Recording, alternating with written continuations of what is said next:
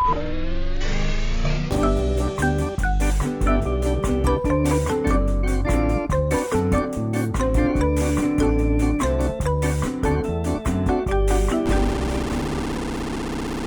hey, did you guys see that 3D Realms recently released Graven and Wrath: Aeon of Ruin? Two hotly anticipated games I've talked about before. I talked a little bit about Wrath in a short video over 4 years ago. I remember. Fresh-faced Civvie, when he could cover every boom shoot thing that was coming out because there were like 3 of them at a time.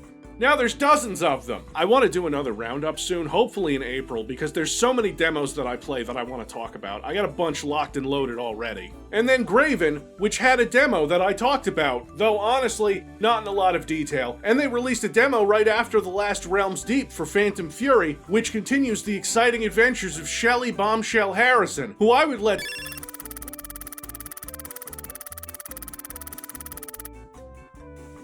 So let's get into these hotly anticipated releases from 3D Realms, who are redefining AAA. Action, attitude, adrenaline.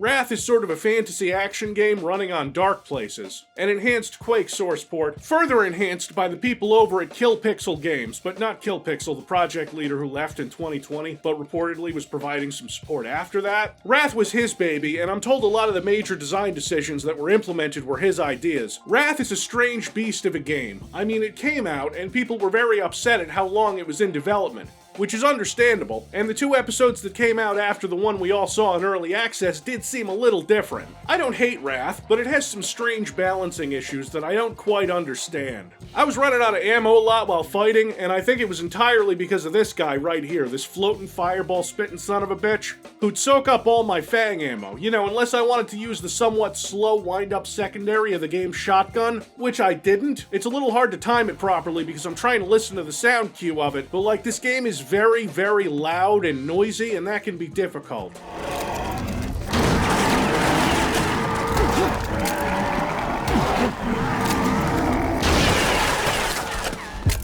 But that's neither here nor there, that's not my issue. You might remember the blade from the other video I did, which lets you do longer jumps with the secondary, but the secondary also gives you a really powerful attack. A really powerful attack?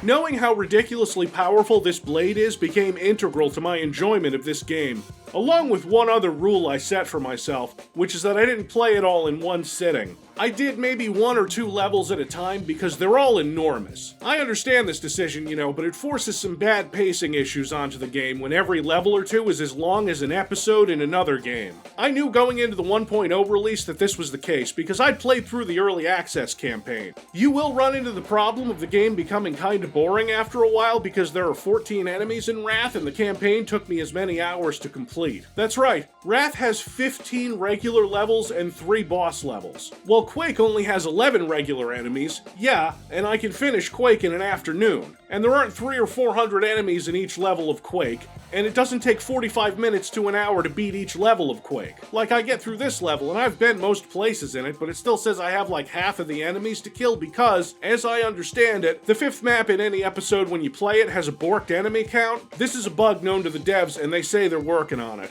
An odd feature of Wrath is that in each episode you have 5 levels, and the number of enemies you face and the difficulty of those encounters is decided by what order you play the levels in. Which sounds like an absolute nightmare to try and implement into your game, because when you design a level you have to worry about balancing that level depending on the skill you're playing on. Let's say in this case it's easy, medium, and hard, and you do this for each level, and now you have to do that 4 more times for each skill, meaning you have to do the enemy placement in a level 15 times. No, wait, there are 4 skill levels in Wrath, so it's actually 20 times. And there are 19 credited level designers. No wonder this game took 5 years, and also the time Kill Pixel reportedly worked on it since 2013. And the game still feels a teeny tiny bit rushed out, just a little. It's not buggy, really, in my experience, and it only crashed 1 time early on. It's easy to compare Wrath to Arcane Dimensions for Quake, that mod that has enormous, intricate, hour-long levels full of secrets, which Wrath also has, and Wrath's level design credits share a couple of names from Arcane Dimensions. The gameplay itself isn't nearly as Quake-like. Enemies are generally tougher, unless you use the secondary on the blade on most of them, and the weapons are mostly un-Quake-like, except for the Fang Spitter, which has obvious nailgun influences, though I'd say it punches a bit harder, which is good, because you don't have quite as much ammo for it as you would the nailgun. The pistol and shotgun are fine. I've already mentioned the shotgun secondary being a little hard to read, but then you've also got a slime-launching weapon that is quickly outclassed by the slag cannon, which acts kinda like a plasma gun with a rocket launcher secondary. I wouldn't say any of the weapons really feel weak or unsatisfying, and the railgun weapon, the Lance, is lovely.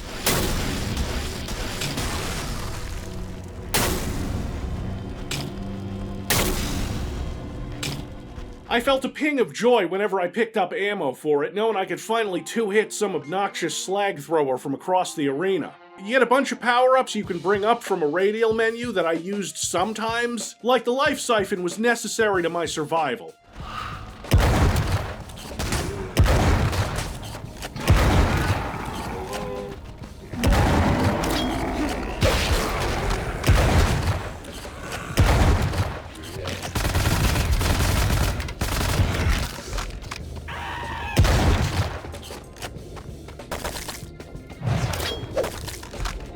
A damage boost is good too. I used all of them at one point or another, but they did tend to pile up in my inventory. I think the early access levels and the post-early access levels feel a bit different. In episode 2, levels seem to get a little more restrained and maybe not smaller exactly, but more claustrophobic. Really, the issue is that you're fighting the same enemies for like 15 hours. The level design isn't bad, and I can forgive this game for not having a map because areas are distinct enough so that I can say, oh yeah, I remember this place, and can usually make it back to a main area. The challenge of attempting to dissect a game like this level by level is that it would take forever because a lot of them play pretty similarly.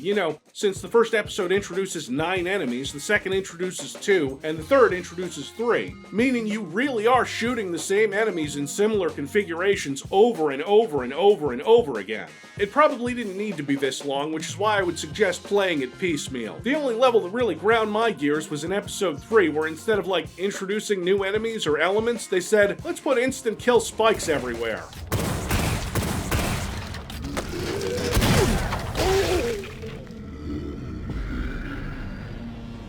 And you're over here asking Civvie, what the fuck am I looking at here? Return to Soul Tether? Return to Shrine? Restart level? Wrath has a borked-ass save system that you can disable pretty easily in the gameplay options, so that you can use simple quick saves like every other boom shoot. And I say that this save system is borked, not because it doesn't work on a technical level, it works fine. It never broke in that way. I'm talking about how in my playthrough of this game on the normal skill, the save system seemed completely unnecessary. See, you have shrines that you can save at, which will save your game and replenish your health. You also collect soul tethers, which are your quick saves, and there's also an autosave at the start of every level. The soul tethers are the most important part of this whole thing because you have to collect them. When I finished the game after nuking the final boss, I had 42 spare soul tethers. I had not gone under 30 since the middle of the first episode. They actually just came out with a patch that reduces the number of save tethers you can have on higher difficulties, so there's that. Overall, Wrath is fine. It's exactly what I was expecting, give or take a few giant outdoor areas in the latter 2 episodes. It has some weird balancing.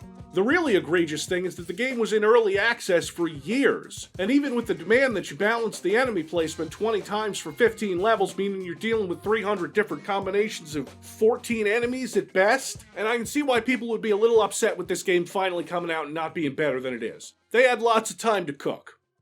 What if I told you it's all downhill from here?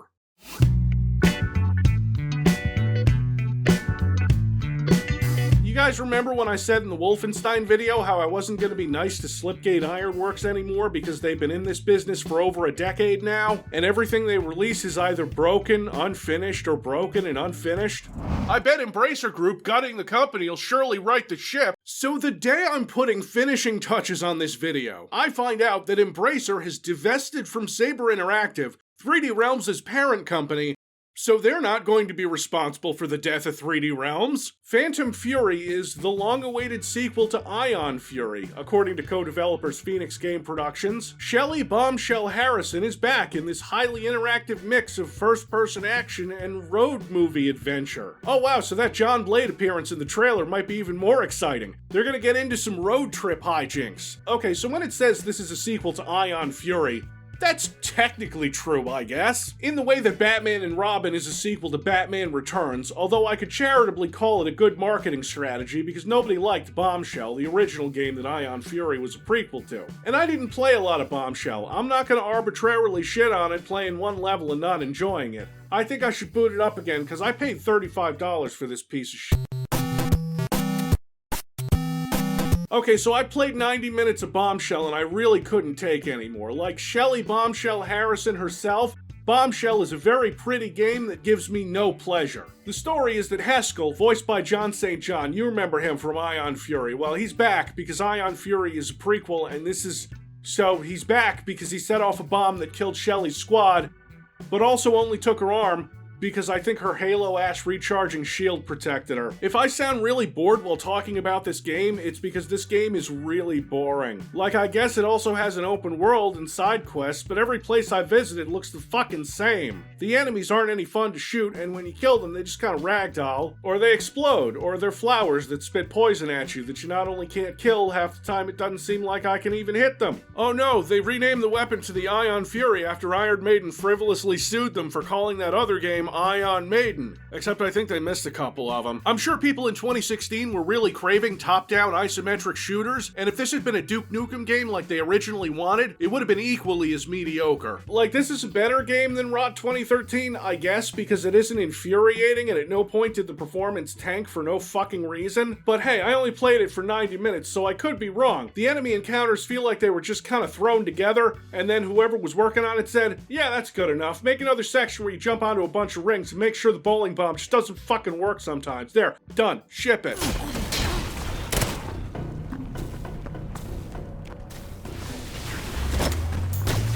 What I'm saying is calling Phantom Fury the sequel to Ion Fury is a bit of a reach. Ion Fury was developed by Voidpoint using Build, and was good, and Phantom Fury is being developed by Slipgate Ironworks, and if the demo is any indication, it is trash. If you want a sequel to Ion Fury, try Ion Fury Aftershock, because it's more of that game with some vehicle sections that, in my opinion, last a little too long, but they're awfully impressive for something done on the Build engine. Good for them. Voidpoint is cool. But we're not talking about Voidpoint, we're talking about Slipgate Ironworks, formerly Interceptor Entertainment, founded to do Duke Nukem Reloaded, but like obviously that didn't happen, even though a multiplayer test of it leaked a while ago. So then they went and they made Rise of the Triad 2013, which is, let's say, raw as fuck. I made a video, you might have seen it. I'm still fucking flabbergasted at the attempt to make what should have been a hit scan weapon fire a bunch of missiles that tank the performance every single time you fire the weapon while playing the game on technology 10 years newer than the game itself, but sure, whatever. Fast forward to them rebranding as Slipgate Studios. You know, a little Quake nostalgia to that name, right? But they didn't keep that name, they changed it to Slipgate Ironworks so they wouldn't be confused with Slipgate Studios, a Las Vegas-based VR and AR developer. Unless you go onto Steam where there's still a Slipgate Studios page that shows off Slipgate Ironworks games, and when you Google Slipgate Studios, you get Slipgate Ironworks as the top results, and Slipgate Ironworks was the name of a company started by John Romero that went bust in like 2009. So obviously when you Google Slipgate Ironworks or Slipgate Studios, he is listed as a co-founder, which if you didn't know better, you might think John Romero worked on some of these games, which he didn't. I just don't know. But what I do know is that my position as boomer shooter YouTuber requires me to play all these games from Slipgate Ironworks that come out. Would you believe that Phantom Fury and Graven are the first major releases from Slipgate Ironworks post-Interceptor since Rad Rogers that was mainly developed by them, not co-developed with another studio like Ghost Runner? Or it looks like they do a lot of port development for other studios too. Maybe not anymore since the Embracer troubles and the excessively shitty layoffs that hit the company recently. But that was after what we're talking about now, here, with the Phantom Fury demo, and before the disastrous Kingpin remaster. I don't like to do this. I will often just not talk about the bad new releases for boomer shooters and highlight the ones that I like, or that I think are interesting or good. The best thing I can do for a good game is showcase it. That's why something like Zorch was so exciting to me, because it came out of nowhere and it was awesome. Because despite my demeanor, most of what I do on this show, it's a bit. I see comments like Civvie hates the sewer count, why does he keep doing it? And like, legitimately, I don't care. I like it as a bit. I wouldn't have done all the new graphics and sounds for it if I didn't like the bit. I play along. We have fun here. If I really want to tear into a game, I want that game to be bad. Entertainingly bad, like Chaser. God, that was a fun video to make. Just let me break the kayfabe for a minute and say that most videos are at least a little bit fun to make. Also, Katie isn't real and I haven't smoked a cigarette in like 3 years. I'm eternally grateful to the fans of this show who allow me to put together weird videos on forgotten DOS games or do a series on Thief. There's a very delicate balance that I can't always keep up when making a show where I've made the person who hosts it as a character be entirely against the idea of hosting a show and not wanting to be part of it. This is the reality of turning what was originally a medium effort shitpost of a channel into a job. So when I say that the Phantom Fury demo is an undercooked, amateurish, directionless mess, understand that I don't want to be that guy. I don't want to shit all over an indie studio putting out boom shoots that seems to have some kind of sick, incestuous relationship with the new 3D Realms. But I sincerely believe that if anything is going to be responsible for me having to watch 3D Realms die again, it's not Embracer gutting the company. It's the absolutely fucking slapdash, harebrained, shoved out the door gutter trash being peddled by Slipgate Ironworks. These cold, dead things that wear the skin of nostalgia. Oh, kids, I got beef. I got enough beef to fill a fucking slaughterhouse. My main beef is that a lot of talented people work for Slipgate Ironworks, or at least they did at one point, and you can tell that by looking at the games. Because even with the pixelated aesthetic meant to invoke nostalgia and some of the sound design and the music and all that stuff, yeah, that's great. Phantom Fury looks really cool. But that's it. All the talents of the artists who, I know for a fucking fact, got the shaft and a pink slip because Embracer didn't do so good at the casino that night, those people are paying the price when whoever is making the decisions regarding the gameplay and design, or the management who's pushing this crap out the door, live to fight another day and say they're gonna release Phantom Fury in this year of our Lord 2024, when this demo feels like a beta level with pre-alpha gameplay. And this demo came out a year after the first reveal trailer of this game, which said the game would be out in 2023, and it plays like shit! In fact, I'd like to take a look at Phantom Fury's trailer right now. It has the vibes, doesn't it? Kind of like the DNF 2001 trailer vibes, which were great, right? We all love the DNF 2001 trailer. But after the release of the 2001 version of DNF, we all know that a bunch of the stuff in that trailer wasn't finished and was made just for that trailer. Or, as Frederick Schreiber, co-founder of Slipgate Ironworks and current CEO of 3D Realms, said, "This is the famous 2001 version. This was 90% completed. I'd say 14 to 16 hours of gameplay. This build is 80% from completion, IMO. This version has almost all levels done, from all 5 zones. Some VOs are placeholder, some scripting was missing, but otherwise it's pretty much there." Now, I did a video about the DNF 2001 leak. Right, you remember that, and how it most certainly was not even close to 80 or 90% complete. Still, Randy said he'd want people to pay for the totally unfinished DNF build. You know, the one where a ton of stuff was there just for the trailer? This too, I suspect, for the Phantom Fury trailer. I got a couple examples, right? Like here, where you see a guy get thrown by a monster on the edge of the screen that disappears a few frames before this GDF soldier leaves a blood decal before hitting the wall. Look how interactive it is, you can read people's emails. It shows a clip where you see the Loverboy's secondary fire, which you might remember from Ion Fury, you know, the cool one with the lock-on mechanic, except there's no on-screen indication that it's locked on and you just shoot 3 generic GDF soldiers. Lot of interactive stuff of Shelly pressing buttons. Also, this is an obvious test map for their arcade games. A shot where they didn't cut before the cinematic camera stopped moving. And then, out of nowhere, John Blade of Sin fame. You think that arm makes you look cool or something? Which got me really excited when I saw that. Man, that was so cool. And then, after the game's title and box render, you see this gun here. That's John Blade's pistol, which would make you think you're playing as John Blade at some point. But if you look closer, that's Shelly's robot arm holding it, and also the smoke is spawning in the middle, really towards the back of the gun, and the muzzle flash is clipping right through it here. But you know, the game had only been in development for like a year at this point. And the level you're in sure has the vibes of that first bank level from Sin, doesn't it? Remember that? Yeah, those were good times. In fact, it has a lot of early 2000s shooter vibes in the visuals and presentation. And that's cool. Too bad the gameplay, you know, the shooting in your shooting game is fucking awful. I'm not gonna say that it's unsalvageably awful, but with Slipgate's track record, the loss of staff, and Graven, which... oh, I'll get to you. I have absolutely no faith that Phantom Fury is going to be good. It's gonna look good in the trailers, and that bothers me the most. They're using the amazing visuals to sell this.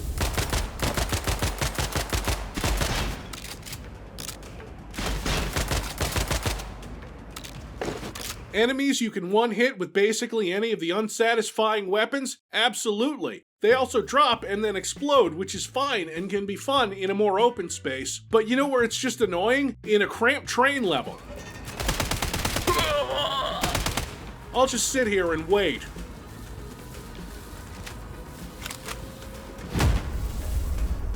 The human enemies barely react to getting shot. Their animations look shitty and stock, their sounds are clearly unfinished, and death animations are, at best, some blood and maybe a head blown off. But mostly some blood and a ragdoll, like I'm checking off a box on a form.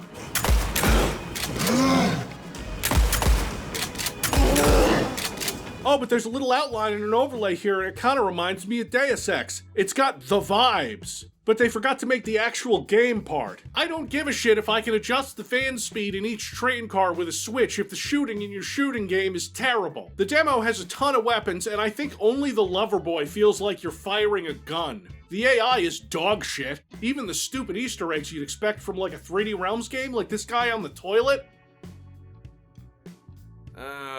In a dev update posted to Steam after the demo released, they addressed some of the problems and said that some of the highlighted issues, as listed below, have been in development already, but due to time limitations, they weren't added to the Realms Deep demo. Enemy voice lines are still in the process of being cut and will be present in the full game. Auditory hit feedback and jibbing sounds are still worked on and muted on purpose in the demo. Full jibbing enemies when doing over a certain damage threshold was not implemented in time for the demo. It is now. This was shoved out to promote this game. I understand wanting to show everyone what you're working on, but maybe releasing a clearly unfinished thing that isn't going to reflect the final product as a playable demo isn't the best way to go about that. Now it's not even available outside the Internet Archive, and they dragged poor John Blade into this. Why? Vibes. Breaking news, the day before this video was set to go up, 3D Realms released a new trailer for Phantom Fury that is... Hey, hon, can you give me a hand in the kitchen? And it even has a release date, April 23rd, 2024. Hey, Slipgate in 3D Realms, blink twice if someone is forcing you to do this. This kind of thing would be somewhat excusable if it were in early access. It's not. Not that Slipgate seems to give a fuck about early access or the purpose of early access. Which brings us to Graven.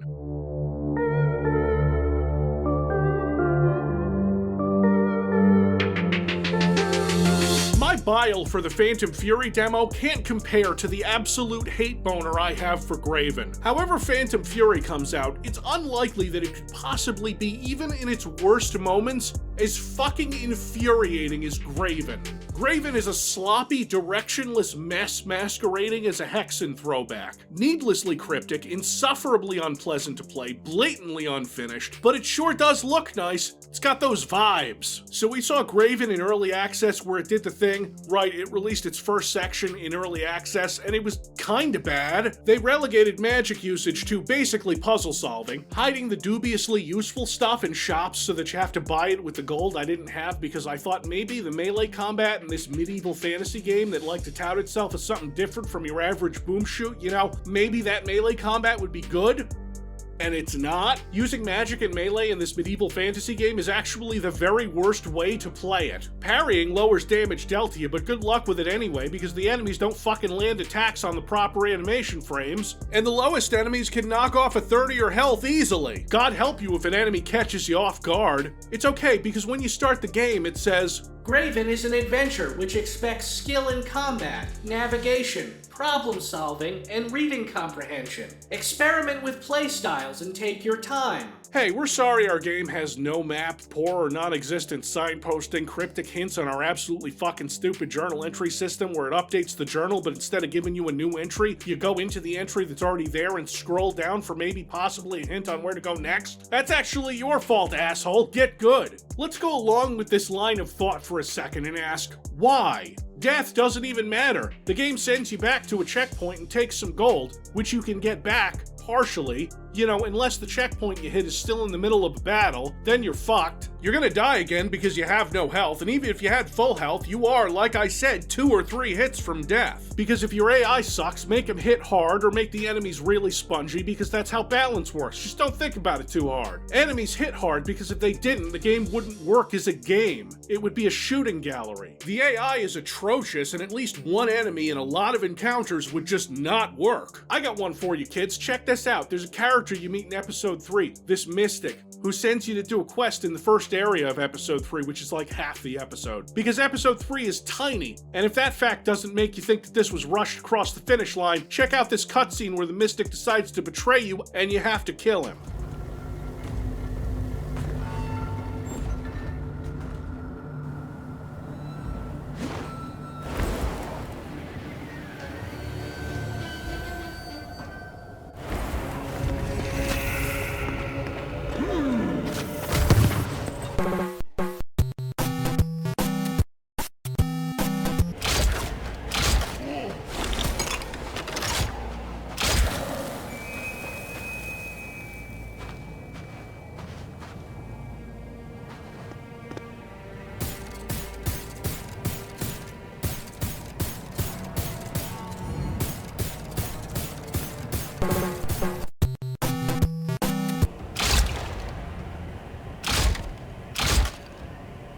Now, I have a theory that this is a boss battle that was stuck in the middle of this episode because they had nowhere else to put it. Oh, And it's fucking raw! I believe this because there is nowhere else in the game where it plays a cutscene besides post-boss fights, not mini-bosses, and so this cutscene starts. The stranger, now estranged from life by his own traitorous hand. What idiot wrote this? So these cutscenes are like drawings that reveal themselves over scrolls as the camera pans between scrolls because I guess they wanted something a little more dynamic than comic panels, but they didn't want to do like real cutscenes. I'm not going to spend too much time criticizing the writing of this, but there's something really important you should know. Like if you were to get invested in Graven's story, you fool, you silly prick, you absolute rube. The intro cutscene establishes that you killed someone out of revenge for killing your adopted daughter, and so you were exiled because priests aren't supposed to do that. Okay, so it's implied that this priest killed your daughter until you get to episode 3 and you walk into town and this one NPC is like, hey, I was there and one of the people who sentenced you to exile and also your daughter isn't dead, so I'm going to absolve you of your sins. So the driving emotional force of the story never mattered, and in the final cutscene it says that the priest has to go and cleanse the world of the Created's minions before he can even think of going back to possibly find his adopted daughter's body, and oh yeah, you don't hear Stephen Waite's voiceover on this cutscene because it didn't play because this game isn't finished. The only weapons worth using, which make the game hilariously easy when compared to the shitty melee system,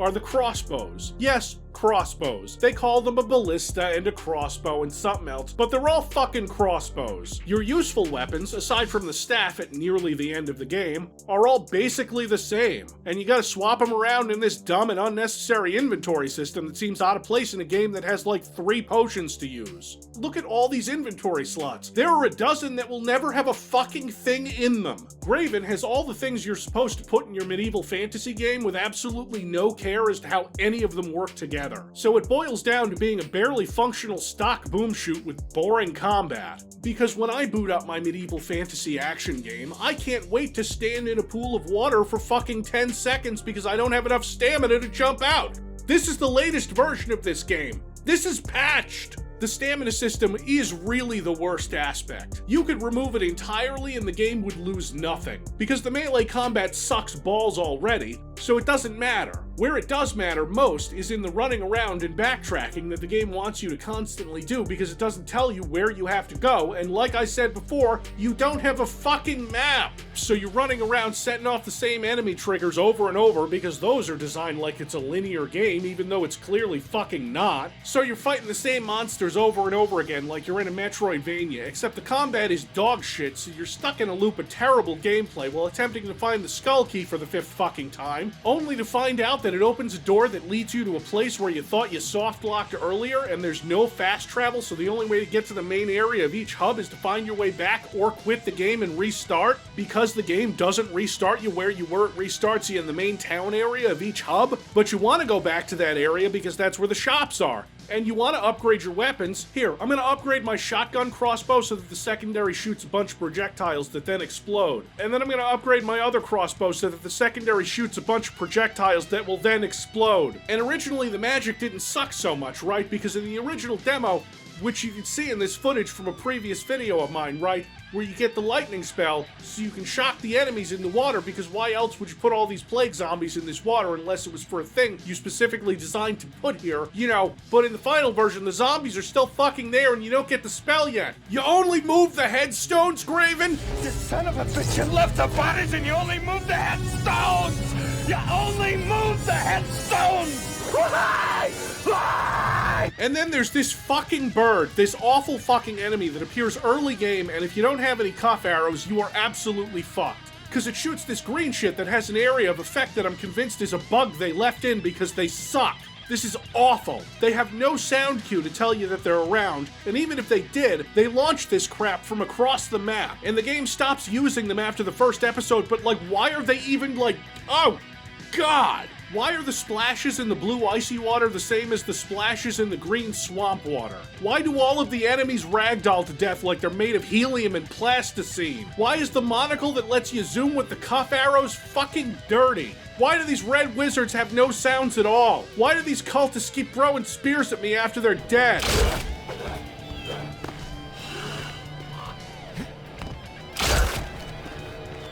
Why do all the cutscenes feel like they were ripped straight out of Postal 2? This Crusher trap didn't kill me, guess I'll have to do it myself. Why does this big intimidating Hammer Knight move so slowly and ineffectually? He looks real mean, but he didn't hit me. Ever. What the fuck is the deal with this monster? Is he supposed to be animated like baby's first Unity jump scare horror game? Why does the performance tank every time I open a chest in your medieval fantasy game? And I mean every time. Every single time.